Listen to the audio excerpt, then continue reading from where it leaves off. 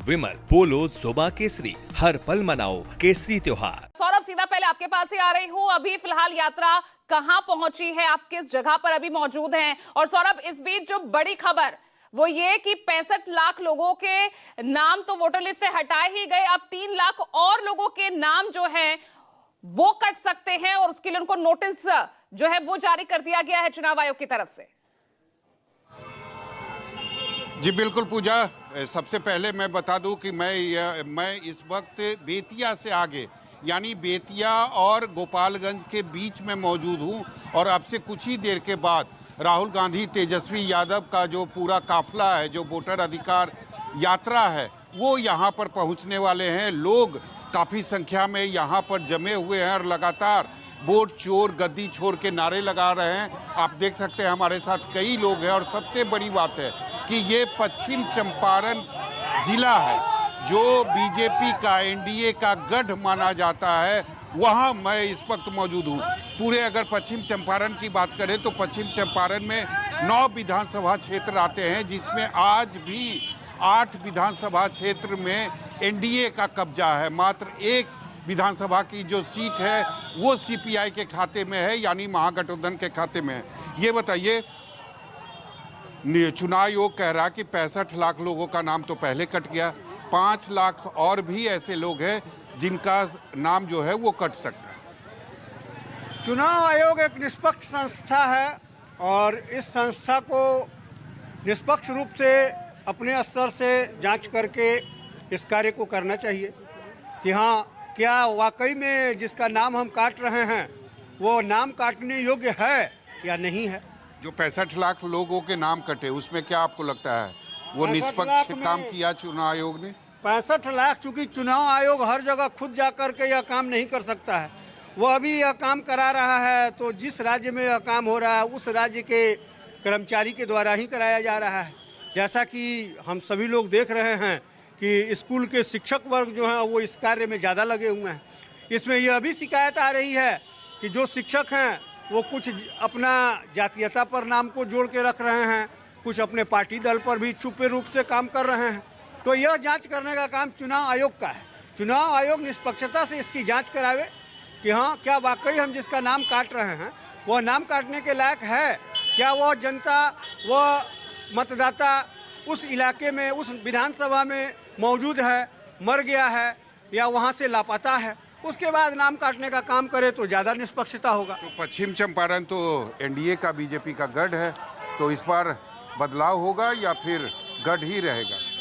पश्चिम चंपारण की बात तो मैं नहीं कह सकता, लेकिन नौतन विधानसभा क्षेत्र, मैं नौतन विधानसभा क्षेत्र का मैंने मतदाता हूं और हम लोग बदलाव इसलिए चाह रहे हैं कि जनता के लिए, जनता के द्वारा जो चुनाव होता है वह लोकतंत्र है और लोकतंत्र का मुख्य उद्देश्य होता है जनता के सुख दुख को देखना। हम लोग जो जनप्रतिनिधि चुनते हैं वह काफ़ी उम्मीद से चुनते हैं। हमें क्या चाहिए? हमें रोड चाहिए, हमें शिक्षा चाहिए, हमें अस्पताल चाहिए। जीतने के बाद आते हैं दोबारा वो? हमारे यहाँ तो कभी हम लोग नहीं देखते हैं कि हाँ, जनप्रतिनिधि जीत के जाते हों और 5 साल में कभी एक बार भी बुलाने पर भी आते हों। ऐसा हम लोगों ने कभी नहीं देखा है। इसलिए हम सारे लोग बदलाव के पक्ष में हैं। बदलाव के पक्ष में और भी कई लोग हमारे साथ हैं, उनसे बात करेंगे। ये बताइए, आप कह रहे थे कि आपके पंचायत में पहले भी कई लोगों का नाम कटा है, तो इस बार चुनाव आयोग ये कह रहा है कि 65 लाख लोगों का नाम तो पहले कट गया, 5 लाख और लोगों का नाम कट सकता है। तो सर, सरकार उन्हीं का न है, कटने का कारण किसका है? वही न मालिक तो जो बैठे हैं उसको न जिम्मेवारी है। जानबूझ के नाम काटा जा रहा है। विदेश से आदमी आकर यहाँ पे बस रहे हैं, बोल रहे हैं, इसलिए हम सर्वे करा रहे हैं। तो स्टेट में तो सरकार एनडीए का है, सेंट्रल में तो बीजेपी का है, तो मालिक बैठा वहाँ पे जो है वही न जवाब देगा। विपक्ष तो सत्ता में है नहीं, तो उसका तो जिम्मेदारी। आप तो कह रहे थे ना कि आपके पंचायत में कई लोगों का नाम कट गया, जो जेन्यून थे मतदाता, उनका भी नाम कट गया। तो उसका तो सर्वे करने वाले स्टाफ को तो वही न भेजते हैं, सरकारी स्टाफ को। सरकारी उन लोग को सिखा पढ़ा के भेजा जाता है। हो सकता है, तब तो कटा है, हो सकता है। ये बताइए सर कि जो पहले नाम कटे लोगों का वो जेन्यून थे, कटना चाहिए था उनका, या बेवजह कट गए नाम और जानबूझ के काटा गया? जानबूझ कर वो 25 साल 30 साल 50 साल से पहले से ही वोट कर रहा है, उसका क्या जरूरी है नाम? चाहे उनके परिवार के उनका लड़का का नाम वो तो स्पष्ट मिल जाता है, जो उनके वोटर से इनका वोटर लड़का सबका मिल जाएगा, लेकिन उसका नाम कट जा रहा है। तो ये राहुल गांधी जो वोटर अधिकार यात्रा चला रहे हैं तो मुद्दा सही है ना? हाँ, एकदम ये तो लोगों के लिए है। एकदम सही है। यहाँ विधायक थे वहाँ तो चर्चा भी नहीं की, जिनका नाम कटा है उनका जोड़ना चाहिए, तो चर्चा भी नहीं की, न दिखाई दी। तो उन लोगों ने फॉर्म भरा जिनका नाम पहले से कट गया था? पहले से जो कटा है उनका फॉर्म भरा है, अब देखिए आगे क्या होता है। ये बताइए, ये जो वोटर अधिकार यात्रा है ये परिवर्तन के लिए चलाया जा रहा है, तो परिवर्तन होगा बिहार में, पश्चिम चंपारण में? कारण ये तो गढ़ है बीजेपी का, एनडीए का। हाँ है, लेकिन परिवर्तन होगा, इसके बाद परिवर्तन होगा। क्यों होगा परिवर्तन?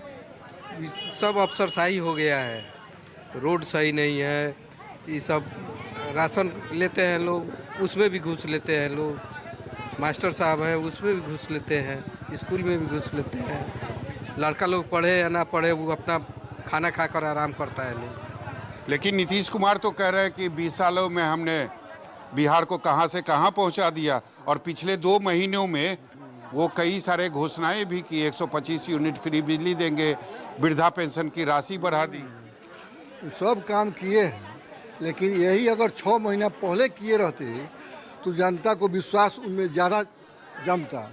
लेकिन असली अब आ गया है वोट का टाइम, आचार संहिता भी नहीं लगा है, आप घोषणा पर घोषणा कर रहे हैं, जनता को तो कोई फायदा नहीं हुआ अभी तक। फायदा हो गया रहता तब जनता आपके साथ हो जाती। नहीं, 125 यूनिट फ्री बिजली मिलनी शुरू हो गई, और वृद्धा पेंशन की जो राशि थी 400 से बढ़ा के 1100 हुआ, वो भी लोगों के अकाउंट में आने लगा। अकाउंट में आने लगा है।